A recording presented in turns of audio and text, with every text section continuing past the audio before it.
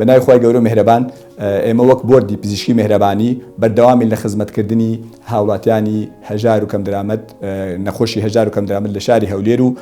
دەوروبەری و هەروەها هەموو شار و شارچکەکانی کوردستان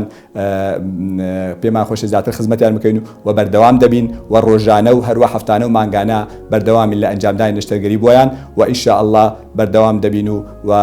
درێغی ناکەین پشت بەخوای گەورە و بە هاوکاری ستافی بۆردی پزیشکی مهرەبانی و ئینشاءالله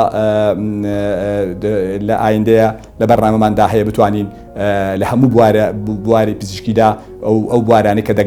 دەگمەنن و لە کوردستانیشە نییە بتوانین بەشەکانیان لە کوردستان لە نەخۆشخانەی مهرەبانی بکەینەوە بۆ ئەوی بتوانین زیاتر خزمەت بە هاوڵاتیان بگەێنین و بتوانین گەشە و هەروە پەرەپێدان بە بواری پزیشکی بدەین و بتوانین لە سەر ئەساسی زانستی پزیشکی و هەروەها توێژینەوەی زانستی لە نەخۆشخانەکەمان ئەنجام بدەین و ئەو بەشانێکەوە زۆر دەگمەنن وەکە من لە کوردستان و لە عێراق بتوانین بەشانی لە نەخۆشخانەکەمان بکەینەوە بۆ ئەوەی بتوانین گەشە بە بەشی پزیشکی و خزمەتکردین